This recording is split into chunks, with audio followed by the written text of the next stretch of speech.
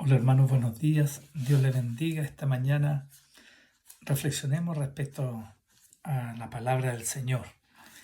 Eh, Hay un tiempo muy especial que estamos viviendo como congregación. Sin duda hay un llamado de Dios para nosotros como congregación y por eso quiero invitarte a que reflexionemos hoy día respecto al pueblo de Dios.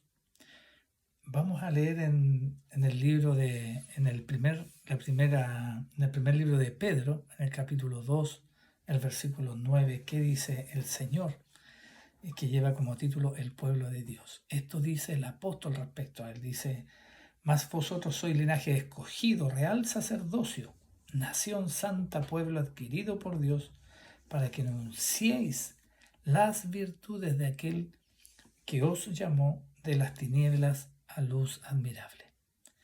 Algunas características importantes de lo que debe tener el pueblo de Dios: conciencia de que hay un llamamiento de Dios. No es una voluntad propia, no somos nosotros, no eres tú el que eligió ser incorporado a la iglesia, es el Señor quien te eligió. Y eso ya es un gran privilegio. Así debemos verlo, hermano, así debes verlo tú. Esta mañana te invito a que tomes conciencia de esto y se llene de agradecimiento tu corazón. Segundo, dice que somos una nación santa. Y este llamado de nación santa, el Señor lo estableció desde el principio que apartó a su pueblo.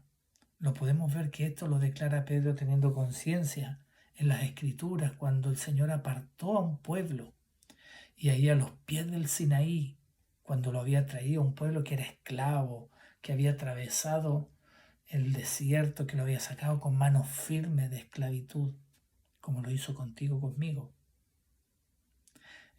Ahí a los pies del Sinaí le dijo que era una nación, él lo había apartado como una nación santa. Entonces, el llamamiento de Dios para nuestra vida es un llamamiento santo, es decir, para una vida apartada de la maldad.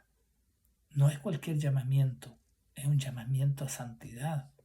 Y para testificar que en medio de las naciones, nosotros tenemos que testificar a esta generación, aquí en nuestro Chile, en nuestro Antofagasta, en Mejillones, en nuestro trabajo, donde tú vayas, tienes que testificar de la santidad de vida a la cual has sido llamado de parte de Dios. Y dice real sacerdocio, pueblo adquirido por Dios. No hay nada que vaya a apartar este llamamiento. Su palabra dice que sus dones y sus llamamientos son irrevocables. Él es el que ha decidido añadirte a su iglesia. Aleluya. Y nada va a cambiar esa realidad. Y las virtudes de lo que significa este llamamiento o de aquel que nos llamó, ¿no es cierto? Habla primeramente de santidad. Es un Dios que es 3 veces santo. Él dice que Él es santo, santo, santo, y que por amor a sí mismo perdona nuestras rebeliones. Así también nosotros debemos perdonar a los que nos ofenden, previo a que ellos nos pidan perdón o hagan manifestaciones genuinas o no de arrepentimiento. Nosotros debemos perdonarles ya. Debemos ser diligentes en perdonar, porque eso va a permitir que sigamos emocionando sana y santamente, conforme al ministerio que hemos sido llamados, y poder seguir testificando en medio de las naciones, en medio de nuestra generación. El llamamiento que hay para nuestras vidas, hermanos, es ser injertado en un propósito mucho más grande que nuestra propia vida. Así debe ser la conciencia que nosotros debemos tener. Así era la conciencia que tenía el apóstol Pablo cuando él caminaba. Él era consciente de que había sido establecido como el portador de la gracia de aquel que lo llamó, de esas virtudes. Y la sola conciencia que él tenía de esto permitía que su sombra, cuando pasaba, sanaba hasta los enfermos. Hermano, tomemos conciencia del llamamiento que hay en nuestra vida, de quién es, de quién nosotros testificamos, de dónde Él nos sacó y dónde nos ha puesto hoy. Y eso debemos declarar que también esta nación, él en Éxodo, en el capítulo 28, nosotros podemos ver las vestiduras con las que él equipó al sacerdote, ¿no es cierto? Le puso una mitra, que es un sombrero, ¿no es cierto? Un gorro hecho de lino fino y con telas bien elaboradas, con oro y lino. Y dice que enfrente, sobre la mitra, dice aquí en el versículo 36, dice, harás además una lámina de oro fino y grabarás en ella como grabadura de sello, santidad a Jehová. En la frente de oro macizo fino, grabado, santidad a Jehová. Y la pondrás con un cordón de azul y estará sobre la mitra. Por la parte de delantera de la mitra estará, y estará sobre la frente de Aarón, y llevará a Aarón las faltas cometidas en todas las cosas santas de los hijos del pueblo de Israel. Santidad a Jehová. Nosotros debemos tener esto marcado en el sello de nuestra mente.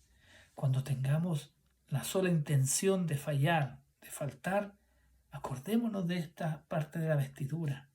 Es el yelmo de la salvación que está puesto ahí en la nación santa. Es parte de nuestras vestiduras. Fíjese que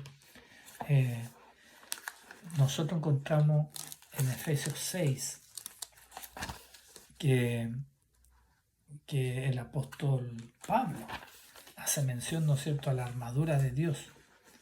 Dice, por tanto, tomad toda la armadura de Dios, que tiene que ver con las vestiduras santas que el Señor estableció para ti y para mí, para que podáis resistir en el día malo, y habiendo acabado todo, estad firmes. Estad pues firmes, ceñidos vuestros lomos con la verdad, y vestidos con la coraza de justicia, y calzados los pies con el apresto del Evangelio de la paz.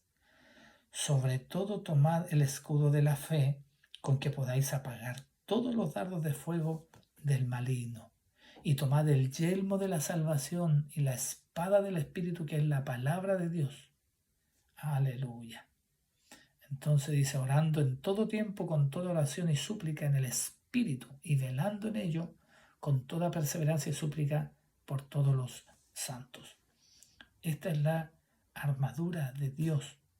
Y yo creo que cuando nosotros revisamos la armadura o las vestiduras que le había entregado el Señor al sacerdocio, que veíamos en Éxodo 28, vemos que lo equipó con una mitra, con un yelmo de la salvación, con la coraza de justicia, que era un efod donde iban las 12 piedras de las 12 tribus, que establece, ¿no es cierto?, una coraza, con un cinto que se le llamaba el cinto de la verdad. ¿Por qué? Porque estaba establecido por la palabra de Dios.